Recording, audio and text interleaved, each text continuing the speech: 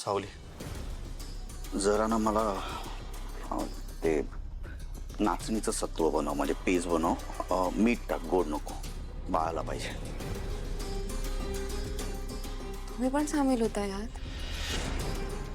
पटतंय का तुम्हाला हे सगळं?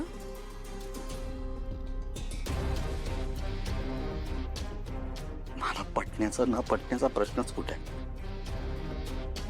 माझ्या समोर जे घडते ते सत्य आहे की असत्य आहे मलाच कळत नाही.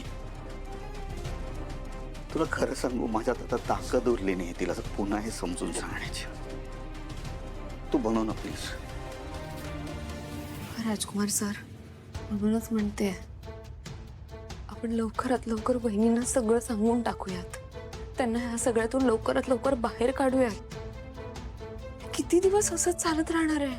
प्रयत्न केले नाहीत असं वाटतंय तुला? केले मी प्रयत्न, तू केलेस ना. तिला ओरडून सांगितलं ग ही निर्जीव भावली आहे, याच्यात काही नाहीये, तरी ती तशीच आहे. त्या दिवशी तर जयंतीने सांगितलं, काय उपयोग झाला आहे? जेवढं आपण तिला त्या भावलीपासून बाजूला नेतोय ना तेवढी ती व्हायलंट होते, या सगळ्यात अडकत चालली आहे. काय करू मी सांग? कारण आपण तसे प्रयत्न नाही केलेत. कोणीतरी अचानक काहीतरी बोलतं आणि गोंधळ उडतो. हे बघा राजकुमार सर, आपण सगळ्यांनी एकत्र येऊन त्यांना समजवण्याचा प्रयत्न केला ना तर काहीतरी होऊ शकतं. राजकुमार सर, तुला पटतंय ना हे सगळं? मग विचार सगळ्यांना. मी विचारेन सगळ्यांना, पण मला आधी तुमची साथ हवी आहे. तुम्ही होकार दिलात तर मी बहिणींसाठी काहीही करायला तयार आहे.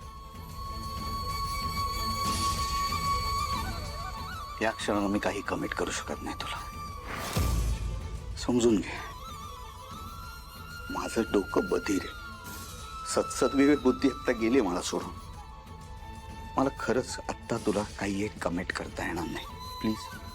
मला सगळं मान्य आहे, पण मग आपण हे सगळं कसं करणार आहोत? प्लीज तुम्ही एकदा विचार करा ना. तू आत्ता माझा विचार कर.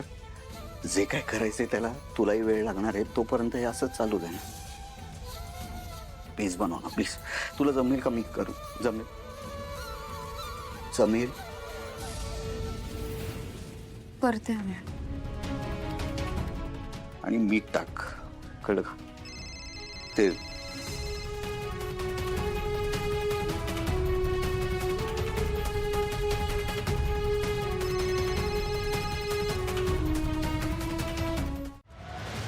तेव्हा राजाभाऊ, या झंझटमध्ये मला पडायचं नव्हतं. तेव्हा का पोलीस, कोर्ट कचेरी या भीतीमुळे त्या दिवशी मी तुम्हाला काही खरं जे सांगितलं नाही. मला माहिती पण नव्हतं त्या तुमच्या वहिनी आहेत, मिसेस आहेत ते. पण माझ्या मनाला येण्यासारखं खात होतं, सांगून सांग सांग म्हणून. पण मी खरं काय ते सांगतो. त्या दिवशी माझी रिक्षा बंद पडली. मला नको सांगू ते. मीच रिपेअर केले ना. पुढे बोल. अहो हो, तुम्हीच रिपेअर केल्या. तुम्हीच रिपेअर केल्या, मी कुठे नाही म्हणतोय मी.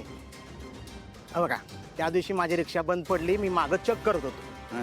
झालं काय, सावली मॅडम दुसरी रिक्षा बघायला खाली उतरल्या होत्या. समोरनं स्पीडनं व्हॅन येत होती आणि तुमची बायको तिला बाजूला सरणार होती. तेवढ्या सावली मॅडमच त्या व्हॅनच्या खाली ढकलून दिली की हो.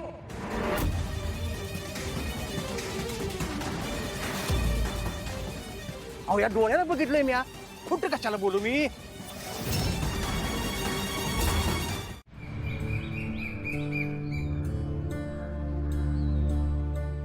अमृता, इथे का बसली आहेस तू बाळा? चल आज चल. आई, डॉक्टरांनी सांगितलंय बाळाला कोवळवून दाखवायचं. बाळाची हाडं मजबूत होतात. खरं आहे ते. आई बघा ना, उन्हात सुद्धा किती शांत झोपली ती. नमस्कार हो. मला ना बाळाच्या मालीसाठी आणि आंघोळीसाठी सांगितले. कोणी बोलवलं तुम्हाला? आई, मीच बोलवलंय.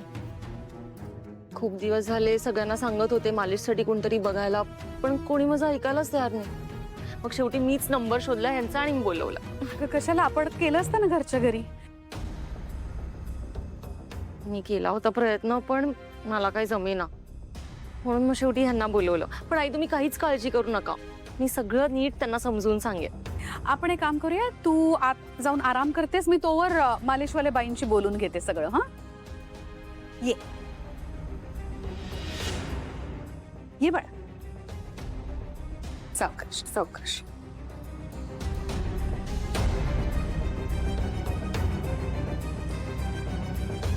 अमृताकडे तुमचा नंबर आहे ना? हो. ठीक आहे, मग मी तिच्याकडून तुमचा नंबर घेते आणि आम्हाला जेव्हा गरज असेल तेव्हा तुम्हाला फोन करते. हो हो, नक्की सांगा. नक्की कळवते.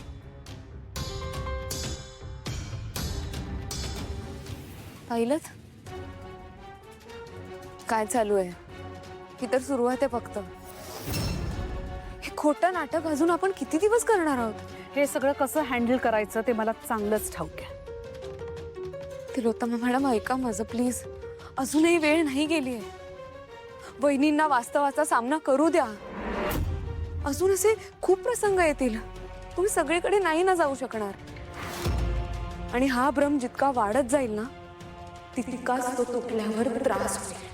एक सांगू, हा शहाणपणा जो शिकवतेस ना, त्यापेक्षा हे प्रसंग कसे कमी होतील त्याचा प्रयत्न का नाही करत तू? तुम्ही सगळ्यांनी मला साथ दिलीत ना, तर आपण सगळे मिळून अमृता वहिनींना लवकरात लवकर या सगळ्यातून बाहेर काढू शकू. मी खरं सांगू का तुला, अमृता आत्ता ज्या खोट्या आनंदात आहे, तो खोटा आनंद माझ्यासाठी सत्यापेक्षा खूप महत्वाचा आहे सावली. कारण तो तिला जिवंत ठेवतोय. तिला जर का सत्य कळलं ना, तर तिच्या बाबतीत काय होईल मी विचार सुद्धा करू शकत नाही. तेव्हा आय एम सॉरी, मी तरी तुला साथ नाही देऊ शकत.